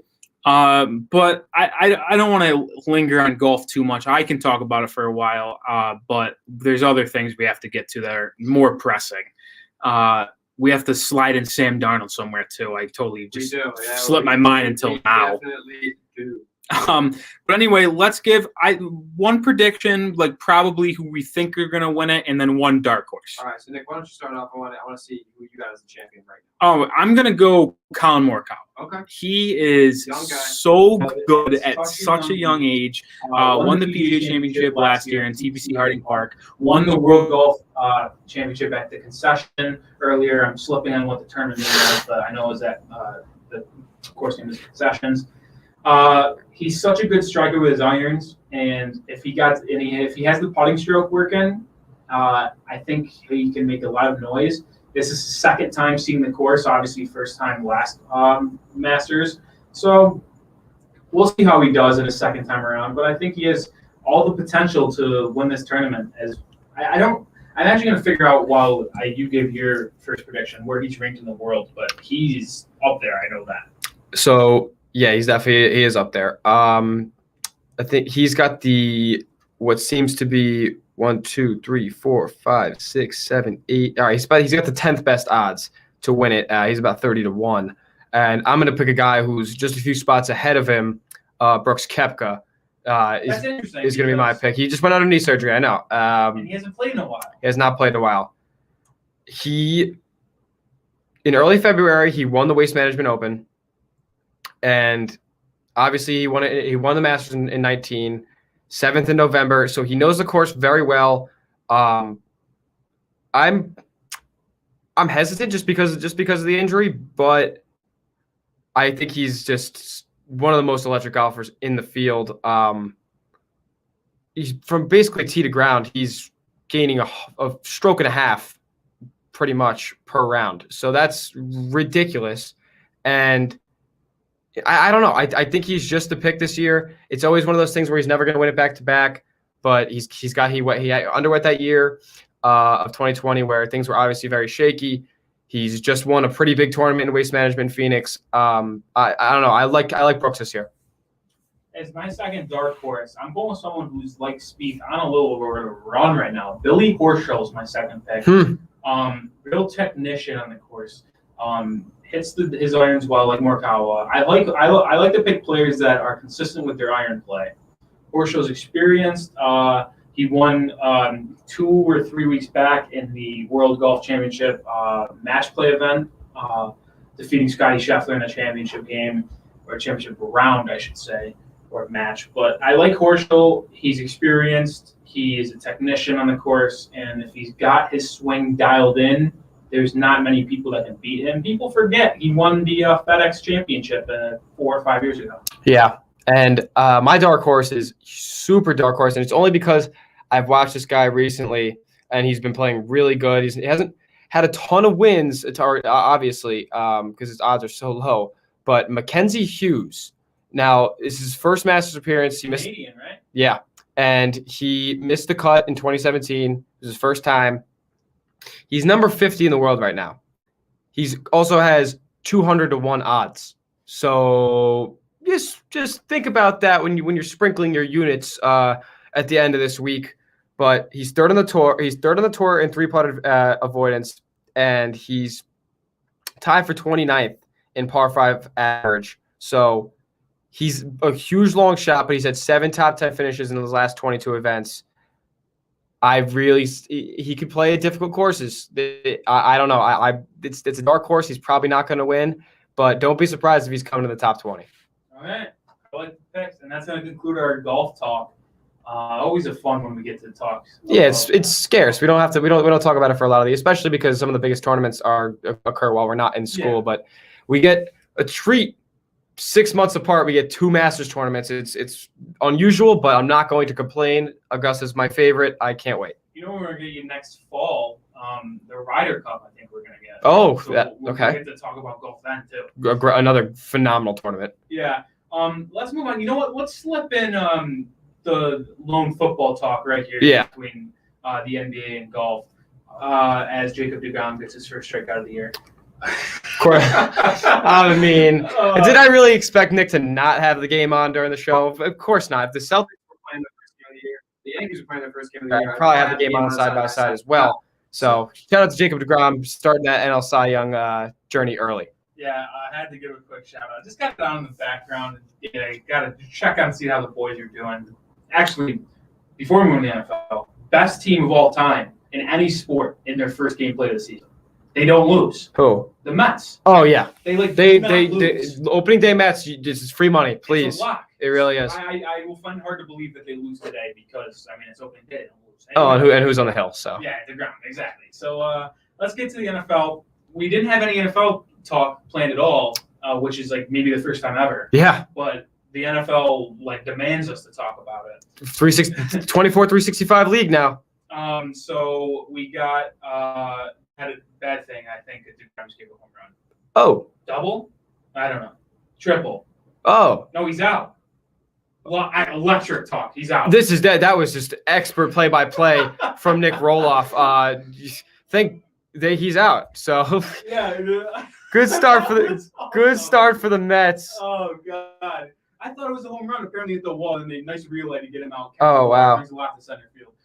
That was funny. Either way, the NFL. Sam Darnold traded the Panthers today for a 6th-round pick this year and then a 2nd and a 4th next year. I think it's a lot. You said, I think on Twitter, no. No. Tom said no. Tom said not a lot. Tom said it wasn't enough, and I told him a lunatic. That is an absurd return for Sam Darnold. I thought it'd be like 1 second and we move on. I thought it might have been a third. I really might have thought about a third. He had the worst QBR in the league last year by 20. He had 40 QBR last year. That is awful. I'm sorry. Yeah, he had no protection. Yeah, he had injuries. Yeah, he had no receivers. That's horrible. It is so bad. And if that's the return you're getting for statistically the worst quarterback in the league, I know Carson Wentz has something to say about that as well, but statistically the worst quarterback in the league, and you get a 2nd-round pick and another day, his 4th round day 3. Yeah. All right, so regardless, you get 2 day 3s and a day 2. One of them being a second-round pick. The Panthers aren't great, so that pick will probably be fairly early second round next year, unless Sam Darnold turns into what everybody thought he would at USC. But that's a lot. That's a lot to give up for the guy. I agree with Jets you. won entirely. Yeah, I agree with you. Both teams also win. Sam Darnold, if the Panthers think that's the guy, obviously Teddy Bridgewater is still in town, so Teddy Bridgewater stinks. he does stink. He doesn't throw the ball past 10 yards, so Sam Darnold does. Now he's reunited with Robbie Anderson.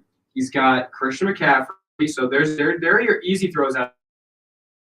He also has DJ Moore, one of the most dynamic wideouts in the league, rising star as well. That team, and they're improving their offensive line as well, improving their defense. The Panthers are going to be not a contender, but contending in that division post Brady, obviously now post Breeze. It's going to be interesting to see how Matt Rule builds that team up, because I talked about it during the season. I said that the Panthers roster is not as bad as everybody says it was. They're building something in Carolina. Now, the trickle-down effect is the most interesting part of this, because you'd have to assume the Panthers going to draft a quarterback at 8 or move up, maybe try to get Trey Lance, Justin Fields. They were going to try to draft a quarterback at 8. And now that's out of the question. I don't think there's any way they draft a quarterback with Teddy Bridgewater and Darnold there, especially with You can win games with either of those guys behind center next year. Yeah, you can win games. Yeah, And which the trick only did the Panthers not draft quarterback. I thought all 5 top quarterbacks, like obviously Lawrence, Wilson, and then either Lance or Fields, those are going to be the first 3 picks. There's no doubt about that, especially with the Jets trading Larry Darnold. And then there was a question, do the Falcons take quarterback at 4? Do the Panthers take quarterback at 8? And I'm actually starting to turn my belief around to where the Falcons will stick with Matt Ryan and go talent-based and not draft a quarterback at 4, which means you're going to see either Fields, Mac Jones, or Lance maybe get into the 10-15 range, where I legitimately thought all 5 might go in the top 10. Well, how lucky would a team like Philly get if one of those guys dropped 12? Do you think they would take one? Of course. I honestly don't know. I think they should take either J.C. Horn, Caleb Farley, or Patrick Surtain, whatever one they like the most, because their secondary was abysmal. Darius Slay and a bunch of nobodies. They needed a second corner. Maybe they can hope for – see, the thing is, I don't think the Panthers, after trading for Darnold, they probably go wide receiver now at 8 to replace Curtis Samuel. Does Penei Sewell make it to 8?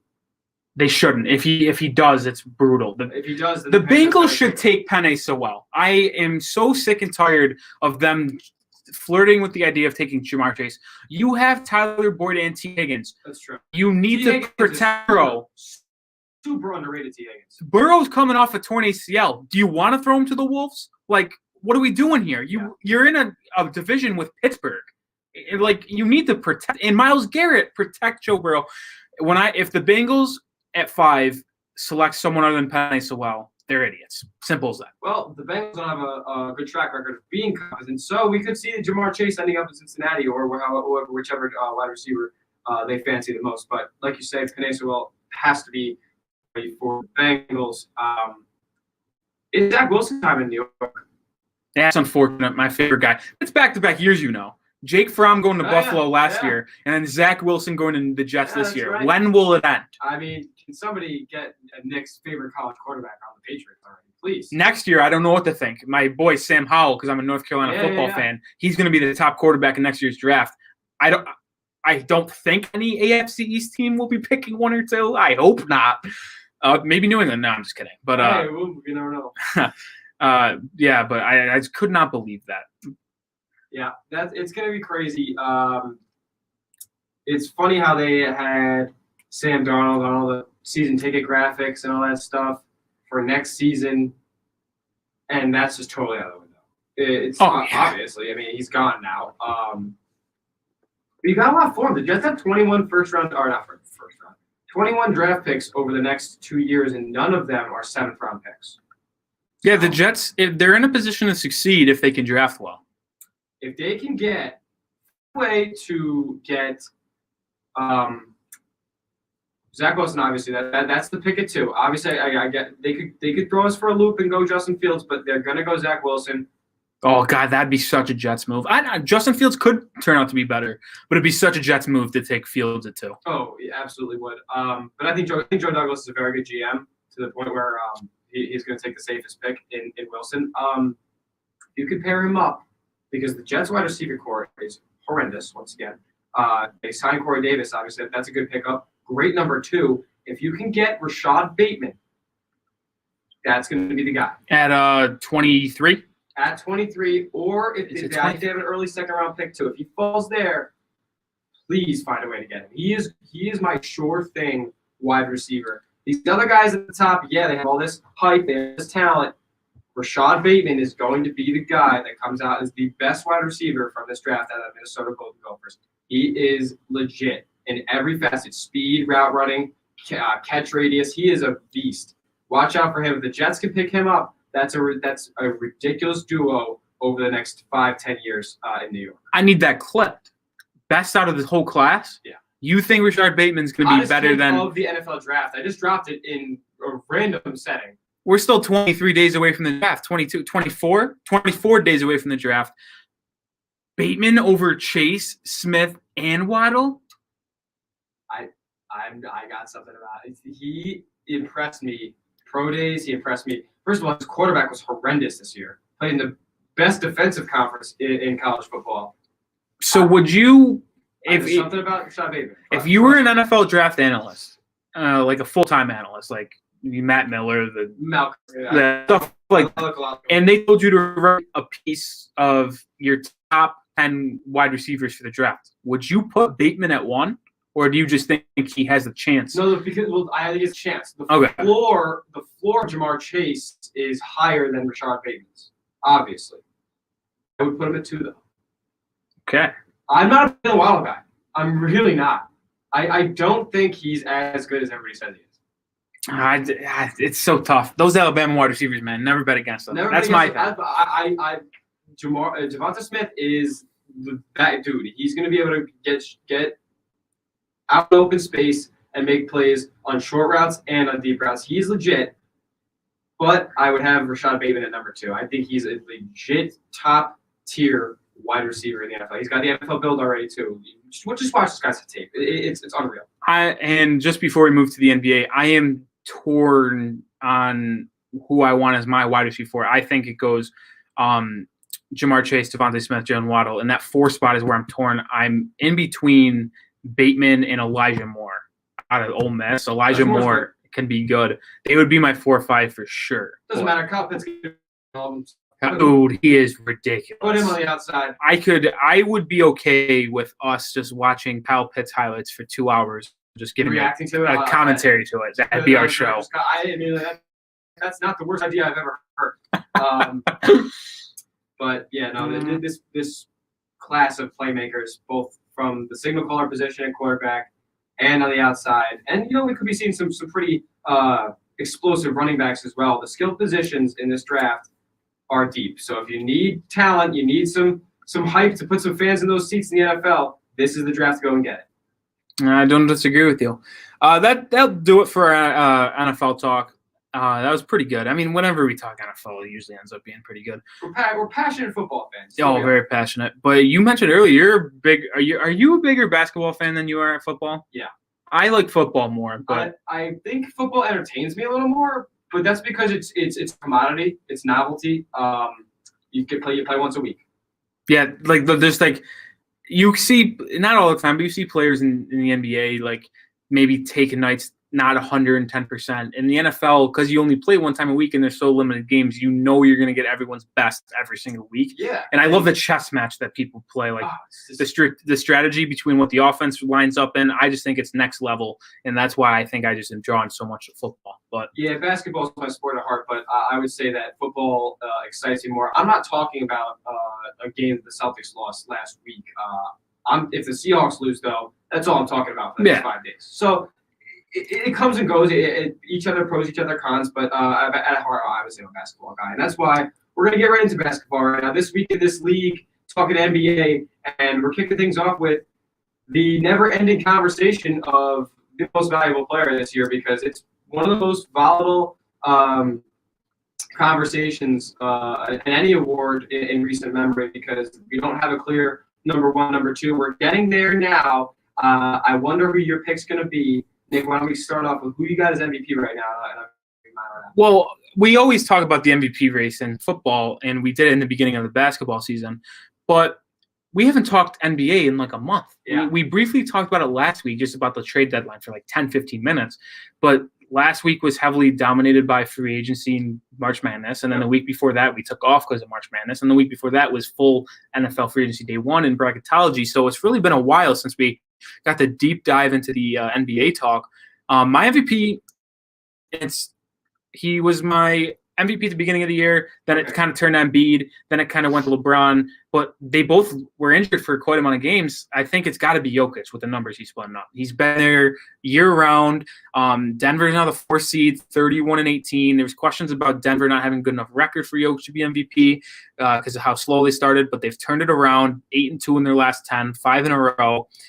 I mean, listen, they're the 4th seed in the West. It's a tough West. And I just think that Jokic, the all-around numbers he puts up is phenomenal. And great job by the Nuggets GM to picking up Aaron Gordon, too. He fits in so well with them. Yeah, Lets Jokic get the ball at the high post and have another big man that can cut and finish. I don't want to talk about Aaron Gordon right now because the Celtics should have gotten him somehow, some way. But I guess we couldn't offer him anything better than Gary Harris. So, no, but that's a great addition. He had a great game last night against the Magic. Shot 10-13, 24 points, played really well. But as much as I love Jokic, as much as I love his game and how ridiculous he improves year in and year out, I don't usually do this, but it's James Harden. It really is. He is the most talented player on the floor night in, night out. When he is on the court against anybody else, currently healthy, as if you just put the league at it as it is, face value, currently healthy, anytime the Nets play, they will have the best player on the court. Well, they'll have the best 3 players on the court every single game. I'm saying it right now, though, even if you just put James Harden and the rest of the misfits they have in Brooklyn, he's the best player on the court no matter what. And he makes guys better. He's in a system now with Steve Nash and, again, Mike D'Antoni. So he's fitted seamlessly. The Nets just go out there and ball every night, and he's the catalyst of that. As a matter of fact, actually, though, he does have 0 points right now. Kyrie leads the team with 14 in the first quarter against the Knicks. They're up 29-27. But Harden has been out of his mind. I mean, he's now everybody thinks he's some sort of excellent distributor, as if he wasn't the league leader in assists like 4 times in Houston. What is the narrative going to change on James Harden when it's changing now? It is. It has to, because last year before that, he's a chucker. He doesn't make anybody better, but he had the highest assist to turnover ratio in the league. He led the league in assists. He gets guys involved, so that there wasn't a single offensive threat in Houston basically his entire time there. He finally has guys who can shoot around him confidently. He's got guys who can roll to the basket effectively, and he's playing out of his mind. I mean, every shot he takes, I think it's going in. He's still attacking the rim at a high rate, and he's not even averaging that many points. He's only averaging, 23, 24, 25, whatever it is. But he makes everybody in the court better than him, or better than they are. But I don't know. There's just something about he looks like the most talented player in basketball right now, and I can't argue with it. Yeah, hand up. That's me who was saying all that stuff about Harden in Houston. I've been a Harden defender for a long time. I will admit. I just thought the way he played, and he came on set. It's the way D'Antoni wanted to run his offense. I just never thought it was capable of winning a championship the way they played. That was just my knock on Harden. But I can't disagree. My thing is that it's just tough because when you have 2 MVP caliber players on your team, I think it's tough to give the MVP. That's why I was hesitant, but they're 22-7 when he's playing, and I can't even imagine this team when KD comes back. And if we want to transition to that, because we kind of suggest I got James Harden, you have Nikola Jokic, but I do believe that those are the two undisputed leaders in the conversation right now. So if we're talking about Kevin Durant coming back, let's talk about Anthony Davis and LeBron coming back, and these two clash of the Titans. Any way that we go up with the Nets Lakers finals? I do. Really? I still think the Nets are locked. Oh yeah. In the East. Yeah. Nobody's competing with them. Oh, the Bucks are playing better. Bucks are definitely the playing better. West is loaded. What do you think I'm going to say? Don't say that the Jazz can make the finals. They could. No, they can't. Think about this. LeBron will sun them, and I hate LeBron. Think about this, Tyler. On live right now. Tyler, think about this: the Jazz, the Suns, the Clippers, the Nuggets, the Lakers. Name 5 teams right there. 5. Okay. All of them would be disappointed if they didn't make the finals this year, which means 4 of them and 1 of them is going to be eliminated in the first round. What is LeBron not coming back for another 2 to 3 weeks? That's 8. No, he won't be back to the end of the regular season. They might be a 6-7 seed. That's my problem. Yes, they have LeBron and Anthony Davis, but if they're 6 or 7 seed and they have to go to Phoenix. Oh, don't tell me that. To sweep Phoenix. No, listen, here's my thing.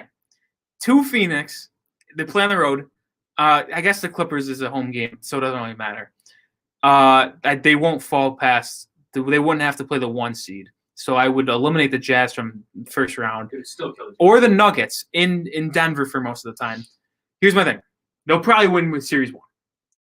But having to play the Nuggets, Clippers, or Suns in round 1, and then having to play one of the other 3 that I just named in round 2, that's going to be tough.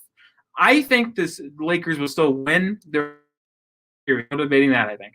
But if you told me they lost in round 2 because they had to play Phoenix and then they had to play the Clippers in back-to-back series, I wouldn't be surprised. Like, I also do not like the supporting cast. They got worse. They got worse from last year. Oh my God, they absolutely got worse. Like way worse. What is up with them overvaluing Talon Horton-Tucker? He stinks. I'm sorry. He's not good. The Clippers adding Rajon Rondo, huge, big. They understate. Like I can't state or how big that is. If the Clippers and Lakers end up playing whenever playoff series, round 1, round 2, round 3 before the finals. Rondo could easily be the biggest impact out of anyone in that. So I was just going to say, how crazy is it that in what?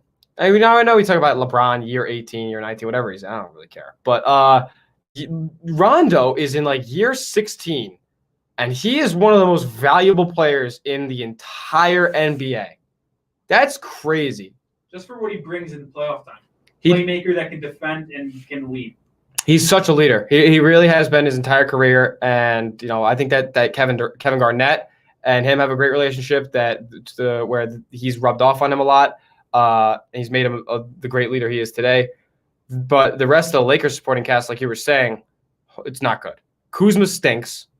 Markieff Morris is not good. He stinks. Stinks. I could have told you Marc Gasol wouldn't work out in Los Angeles when that happened. He's going to be out of the rotation. Yes, he is. Everybody's anointing this guy at the start of the season like he's some sort of savior in the middle after you lose 2 guys in Dwight Howard, who had a ridiculous motor for the Lakers after not really trying for a couple seasons. He's still played pretty well, but when he was playing with LeBron and Anthony Davis, I mean, his motor was out of this world. And JaVale McGee, obviously, he brings it every night. So those are 2 guys who exert a ton of effort, both offensively and defensively. Obviously, their offensive game is limited, but they catch lobs and they block shots. That's what they do. Andre Drummond, picking him up, stinks. Doesn't do that. I saw 15 rebounds a game, but 8 of them are just from him missing layups. Yes, I saw an anonymous general manager said that Andre Drummond could have 20 and 30 or 30 and 20 who would not impact the game whatsoever. You know who makes me feel the same way? Montrezl Harrell. Yeah, I'm upset. I've always been a Montrez guy. He stinks now. What's good with him? KCP's still good. No, he doesn't think he's still getting his 15, 16, 17 points a game off the bench. Yeah, but what we've been saying for 2 to 3 years, and the argument for Trae Young, for all of them, you can score 15 or 20 points, but if you give up 25, 30, it doesn't mean anything. He cannot defend inside, and it's because he's undersized. They have him playing a small ball center at 6'9". He works hard, so it's hard to get mad at him if you're a fan of him, but no rim protection whatsoever. That's the whole issue. Andre Drummond doesn't give you rim protection either. I don't know what that they did. I actually watched analysts talking about the addition of Andre Drummond, and it was from a week ago, and obviously he had a few games since then, but he wasn't good in any of them. But they were trying to talk about how that's a guy who can get plug in the middle now and run in the pick and roll and all these things that I've never seen Andre Drummond do.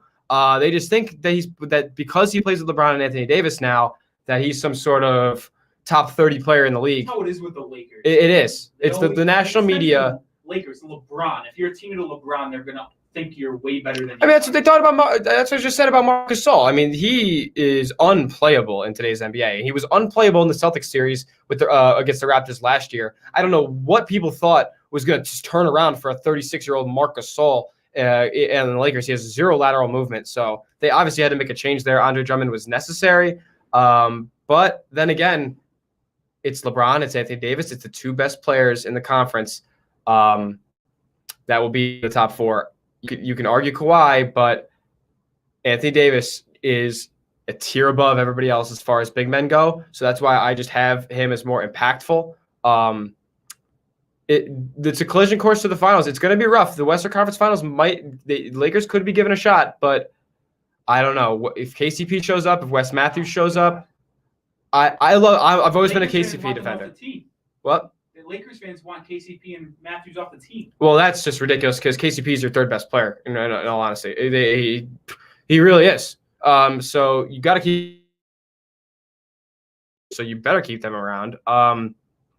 Lakers are on a collision course towards the finals. You said Phoenix. I don't see any competitiveness there. Devin Booker's never been in the playoffs. DeAndre Ayton's never been in the playoffs. Nobody on that roster except for Jay Crowder and Chris Paul have been in the playoffs. So that'll be interesting. They used to call Jay Crowder the LeBron stopper. Yeah, that never worked one time. So that would be a ridiculous matchup. The Nuggets have nobody to guard LeBron. We saw that in the Western Conference Finals. Jokic and AD. I mean, Jokic isn't a defender. Maybe he could score on Anthony Davis and give him some trouble and work him defensively, but he can't stop Anthony Davis. The Lakers present mismatches for a lot of teams. The Clippers are the only team I think I could see them taking to 7 before the finals and an eventual meeting with the Nets. But the Clippers have their own issues. They need to get there first as well. I'm calling my shot. You had your shot with Rashad Bateman being the best wide receiver of the class. The Lakers lose in the second round. Okay. Calling. Video in a month. I guess hot takes are contagious today. Because my thing is because I think, and we were going to talk about this, who do we think are going to be the top 4 seeds entering the playoffs from each side? So we can transition to this, and I'll talk about this as I explain my reason for this. I'll just start my Western Conference top 4 seeds. I think it's going to be Utah finishing at 1, the Clippers finishing at 2, the Suns finishing at 3, Denver is going to finish at 4. I think Portland's going to finish at 5 and Lakers at 6. I want extended with 2 because I wanted to say I think the Lakers finish at 6 because of all the injuries. They're going to have to match up with Phoenix in the first round. Yeah, you might discount them, but it's going to be a tough first-round series. They're not going to get a cakewalk like they got last year. Not even they get a cakewalk as Portland was playing them, but you know what I mean. They're going to have to play a quality opponent. And when they match up with the Clippers in the second round, like you said, matchup issues for everybody else besides the Clippers, the addition of Rondo, I think the Clippers would beat them in the second round. And that's why I think the Lakers will. If they match up in the second round, I would not hate that take. If they match up with anybody else, though, I can't see it happening, especially if the Lakers end up on a 5 seed and they play the Jazz. They play probably Denver and then Utah. Okay, I give you that they'll probably make it past. I'd be very interested to see who comes out of Suns, Clippers, whoever's playing them down there. That's the way I view it, though. Is I just think the Clippers will, I think they'll beat the Lakers in the playoffs this season because of the addition of Rondo. Maybe I'm overvaluing Rondo, maybe I'm not, but interesting to note real quick: Clippers don't make the Western Conference Finals. Hypothetically, what does Kawhi do? He's gonna. Depends on how they lose. He's out. He's gonna get more money. What does he do? If they lose badly and Paul George sells out and the rest of the team sells out, I can totally see him leaving. Then again, this was endgame for Kawhi. He wanted to go home. He wanted to create his own brand. He's got the market. There's really nowhere else for him to go. Other than Miami. Oh, yeah, I guess Miami is going to. Who did he want to have his as Robin originally? Jimmy Butler. Jimmy Butler. That would be. That will not happen, but I just like the NBC. I saw it online somewhere else, but NBA conspiracy. It's like, hey, if it could happen. I mean, anything could happen this league. Miami has the money for it, which they do, but it won't happen. I mean, speaking of Miami, by the way, Kelly Olynyk absolutely playing like a god in Houston over the past few Yeah, you weeks. see that? 18 points in 5 games, 30. Yeah. Good riddance. I do not care. Wizards owner. I will take what Bielitsa gives me. I've always liked Bielitsa. He's a good player. And I love, the team. And I could go talk about the Heat for 2 hours. the Oladipo has not had a shot. He's pressing. But the defense he brings and the ability. Duncan Robinson's not getting double teamed anymore. He got double teamed when he tries to come off screens. They can't do that. They do that now. Oladipo does basketball. He brings so much. The Heat are playing so much better. And yeah, you could talk the Heat. You could talk about the Heat for 2 hours. I could talk about the Celtics for 2 hours, but that would probably get our show canceled. If we're going to talk about top seeds in the West, I got obviously Jazz coming out at 1. They're playing the best basketball in the league right now, but playoff time is a different story. 2016 Atlanta Hawks. That's all I have to say. Suns probably going to come at 2 unless there's a late season collapse. They do have a tough schedule down the stretch. Clippers, yeah, the top 4 seed. I actually going to have. This is going to be interesting. I have the Nuggets leapfrogging the Clippers. You have the Clippers as a 4? Clippers is the 4. They're not a regular season team. They're not a regular season team. I agree with that. I would love to see this. Give me the Lakers at 5, Blazers at 6, obviously, whatever, and then the rest of the playoffs is a play-in tournament. Give me Clippers, Lakers, first round. Then guess what? The Lakers are on round 1. I'm sticking to it. If the Clippers and Lakers play in the playoffs, the Clippers won. I was on that train last year. I can't do it anymore. LeBron's made me look like a fool too many times. I can't do it. They just match up so perfectly, though. That's my thing. Definitely do. They can rotate Marcus Morris, Paul George, and Kawhi on LeBron. LeBron's going to get gassed. Absolutely. Especially with the lack of help he has outside of Anthony Davis. Well, yeah, especially at the wing and ball handling positions, LeBron's going to have to do a lot of work this playoffs, this postseason. It's going to be interesting to see how he comes back immediately. He's LeBron James. I don't think we're going to see much rust whatsoever. But in the early few games in the first round, you could see a little fatigue from LeBron. Let's move to the East real quick because we've got about 15 minutes left in the show. We still got to talk about the national championship that's tipping off in an hour and a half. Sixers are going to drop a spot. They're currently tied, same record with the Nets, 34-16. The Nets are going to end up taking the top spot. I got Clippers coming in at 2, though. But not Clippers. I got the Sixers coming in at 2. But let me switch that real quick because the Bucks are going to come in second. Joel Embiid's coming back, but there's always that risk with him. He's never a sure thing to stay on the floor for the rest of the season. I don't think he'll be playing back-to-backs. So there's going to be some troubles there. Ben Simmons still stinks. Lonzo's better. Different argument, different story. The Hawks will not be in 4th place. That's where we'll stop the consistency here. I'm going to have the Heat moving up to 4. Celtics are going to move up to 5. And, the rest of those teams will be battling it out for that play-in tournament. I guess maybe the Hawks come in at the 6th seed. New coaching change, Nate McMillan, now 20th all time on the coaches' wins list. I saw that last night. It was pretty funny. But, yeah, the East, it's really not much of a competition because we know who's coming out, and we don't really have to talk much about it. The Nets will be winning this conference, and if they don't, it'd be probably the biggest disappointment in sports history if they do not end up making the finals. If they don't win it, it'll be a huge disappointment as well. But if they don't make it, that's a totally different story. But without further ado, Nets are coming out. Nick, what do you got for your top seeds? Yeah, I'm going to go Nets 1. I'm going to keep the Sixers at 2, Milwaukee at 3, Miami at 4. It's close between the Celtics and Atlanta for the 5. What is interesting, though, is would you because it's not in a bubble, so home court actually means something this year. Would you rather be the 4 seed or the 6 seed? 4. No. I'll tell you what. I would rather have to play, and I'm speaking strictly. Well, you're speaking as a who right now? As Miami or Boston. or even Boston. Can't play against the Bucks. They can't do it.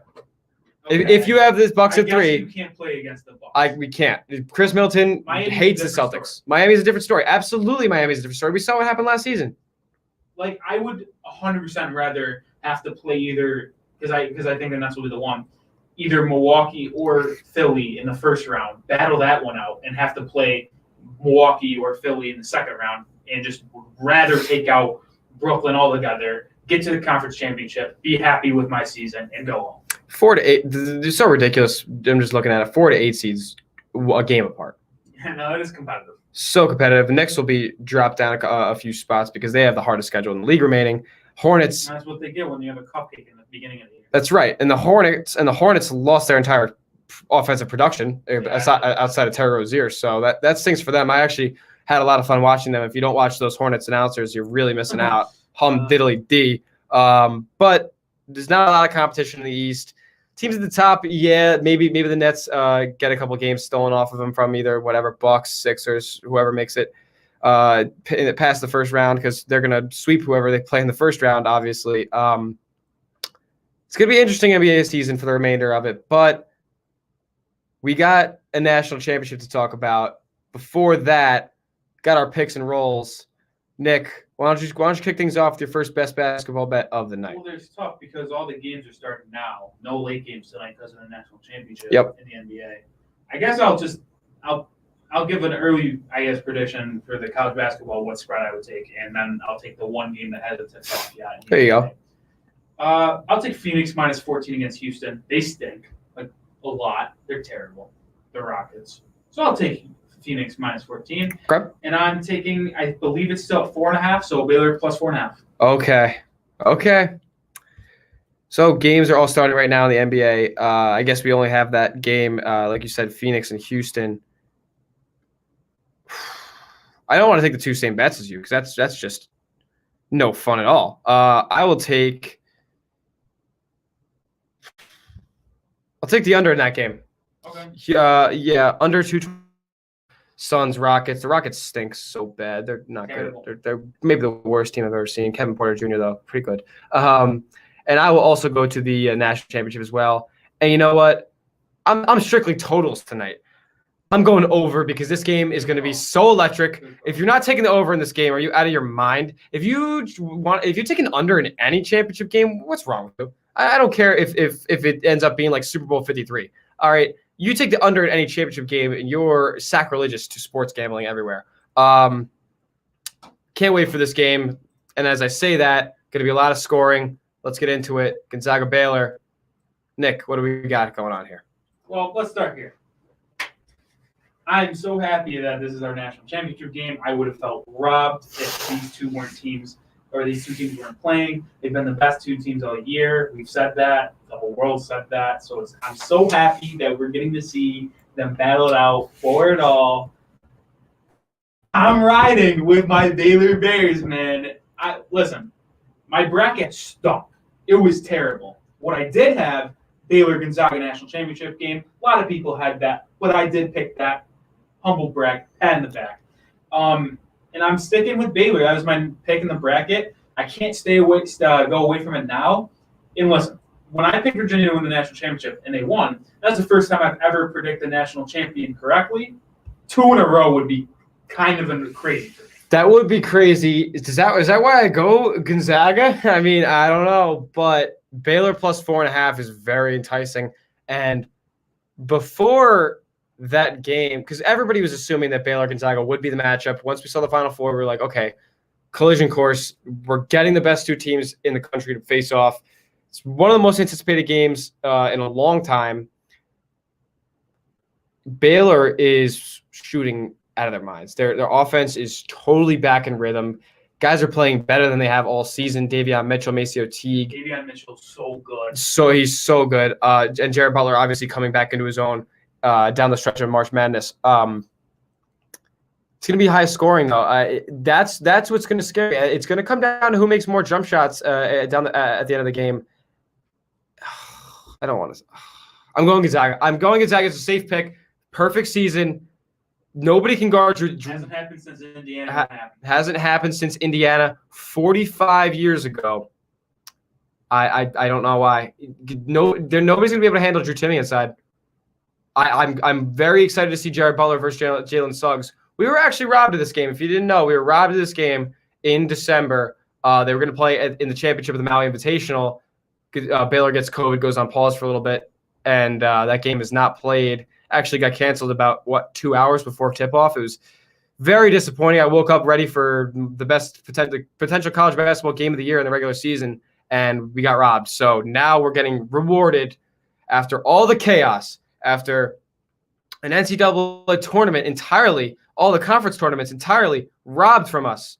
We get an overflow of chaos, an overflow of anarchy these past 2 weeks. And it all culminates in the 2 best teams in the country facing off for the national championship. I am so excited. I have been on the edge of my seat this entire tournament, and Baylor is going to come out there and punch Gonzaga in the mouth.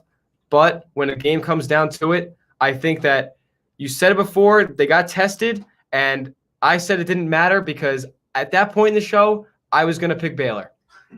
I was. I got Gonzaga, man. They are top to bottom the best team in the country. And while everybody said Baylor was, top 2 teams, these 2 teams were a tier above everybody else, I thought Gonzaga was a tier above Baylor as well. I still think they are. They got battle tested by a UCLA team that was way better than a seed. This is going to be a very entertaining game. Don't get me wrong. I would take Baylor in the points because that's a lot. But like I said just a little bit ago, before the Final Four, if you told me it was Gonzaga minus 4.5, I would have smashed it. I would have said that's the lock of the year. The way that Baylor shot the ball, the way that Gonzaga got, again, punched in the mouth, if they see another jump shooting team get hot, Baylor can get way hotter than UCLA can. So it's going to be very interesting. I would take Baylor in the points, but I got Gonzaga coming out and finishing the perfect season, 32-0. All right, those are our predictions. But with 5 minutes left before we end out today's show, I want to give one of us each give a prediction for a difference maker for each team. I'm going to start on Baylor's side. My boy with the mullet, Matthew Mayer, is going to have to be big off the bench. He's going to have to give you 14, 15 off the bench, hit a couple threes, play hard, which he does on a nightly basis, but he just needs to make sure he does it in the biggest stage of the season. And before I toss it over to you, actually, I'll toss it over to you. I say Meyer's my guy that you need to perform if Baylor wants to win. I'm going to give a second one after you give one if you don't say my 1B to Matthew Mayer's 1A. Okay, so I think that you're getting at Jared Butler. You know what you're getting at Mace O'Teague. You know what you're getting at Donovan Mitchell. Adam Flagler is going to be an X factor. But Jonathan Tchamwa is going to be the X factor for Baylor tonight because he's the only guy who really plays the majority of his minutes around the paint. Gonzaga is excellent around the paint. He's going to have to play bigger than he is today because he's not the biggest guy. He's only 6'8", and he plays down low a lot. If he's going to have the Drew Timme assignment tonight, that's going to be where Baylor opens up this game, is if they can neutralize Timme with Tchamwa. He's huge for them. He's going to have to get a lot of rebounds. He's going to have to box out. That's going to be a hustle guy tonight where you're going to see him dive on the floor, take a charge, get a crazy block or something like that, and just really energize the team. That's going to be the difference maker for Baylor. Yeah, that's where I was going with my 1B. I was actually thinking of starting center Flo Thamba. He's got to, I wouldn't say neutralize Timme, but he's got to slow him down. And Flo is really long arms, long wingspan. He can do that. He just got to stay out of foul trouble. And then, like you said, I am not going to try to pronounce the name because I know I won't say it right. But him coming off the bench is going to be huge. Him and Thamba in rotation trying to slow down Timme inside. Because actually Gonzaga plays more of a bottom of the lineup. They only play 2 people off the bench. They're starter heavy. So 7 guys who can start at any team. So that is true. I'll give my first one for Gonzaga. Joel Ayayi is going to have to play big. Yeah. He's going to have to either guard one of Davion Mitchell, Jared Butler, Maceo Teague, and he's going to have to slow him down. I think he's going to get the Mitchell assignment. You think? I actually think it's going to be Suggs and Davion Mitchell guarding each other. Ooh. I think they're going to give Ayayi Maceo Teague and have Kispert guard Jared Butler. Kispert guards Jared Butler. That'd be a mismatch. It's going to be a mismatch whoever they put Kispert on because he's going to be the worst defender on the floor. on both teams. That's true. I would put him on Flagler. Well, Flagler comes off the bench, though, Yeah. because they start Mark Vital at the 4. They could put Kispert on him. He doesn't play a lot of he's not the guy who has the ball in his hand. No, he's the Dennis Rodman. He doesn't score the ball. He just sets screens, hustles, plays defense. Joel Iae is also my X factor for Gonzaga. I love the way that he plays. If he can get out in transition, create a highlight play, get a big steal, or just do something that sparks his Gonzaga team, because that's what games like this are all about. I mean, it's going to be momentum shifters. It's going to be game of runs. That's really what basketball is a game of runs. And Joel Iae is a guy who can spark those runs, spark multiple of those runs, along with guys like Jalen Suggs as well. So it's going to be very interesting to see what happens. Drew Timme better have the game of his life, though, if Gonzaga wants to win this game. He needs to have 25 and 10 for sure. Oh, easily. That's putting it lightly. I mean, he averages 20 already. Yeah, he's going to need 25 and 10 if they want to win. And Suggs will probably need to put in at least 17. Kispert will probably need to put at least 15. Kispert struggled this tournament. Yeah, he really has. That's why I'm not expecting him to be the biggest contributor to this game. They're going to go to Timme all day. If they can get him in foul, if they can get Timme in foul trouble, though, that's going to be very interesting. Because their backup big provides no offense. No, Watson, no, he's not like that. Yeah, this is going to be a crazy game. I am so I can't even. Can it be 9:20 already? I mean, it is 8 o'clock now, and we do have to wrap up the show in just a minute. But this is going to be one of the most fantastic games I'll ever watch. You know, I think it's getting so much hype though that I'm almost scared for a blowout, and I don't really. I'm not really care either way. I mean, no, like I don't care who blows out who. It's going to stink either way. But I think it's getting a lot of hype to the point where it's going to be underwhelming. Well, John Rothstein said it's the most anticipated national title game since 05 Illinois versus North Carolina, which I totally buy. Absolutely. Because this game is, like I've said earlier, this is the two best teams all season. Like everyone just wanted for the whole season. Yeah, it was cool. Illinois was good. Michigan was good. All the other teams were good. But no one, I think, that watched college basketball wanted someone other than Gonzaga, Baylor playing each other for the national title. Especially after we got robbed in the Maui Invitational Finals. So the real championship, of course, everybody's favorite Thanksgiving tournament. This is going to be so fun. I'm so excited to watch.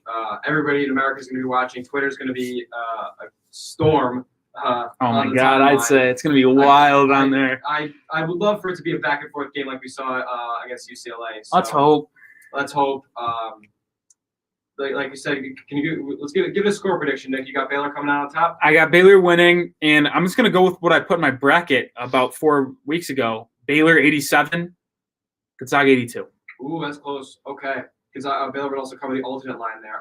I have Gonzaga 88, Baylor 85. It's going to be close. I think it's going to be high scoring. I think it's going to be close. The 5 points that I have is misleading. It's going to be like a one-possession game, obviously, at the end. They miss a shot. They have to foul. That's going to be interesting because it's going to – if this game doesn't come down to the last shot, it's going to come down to fouls. That's going to factor into a lot into the spread. And guess who has more depth, though? If fouls come into play, it's going to favor Baylor. It is. However, their free throw shooting on their forwards isn't great, but we'll see. Closing remarks. Everyone out there listening, buckle up. Should be game of the year, hopefully.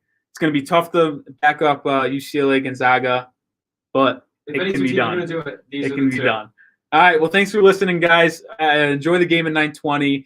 Nick Rohloff and Tyler Smith on Director's Cut will be here back in studio again next Monday, so be on the lookout for that. But thanks for listening. Coming at you guys. Yes, thanks for listening on WSBU 88.3 The Buzz.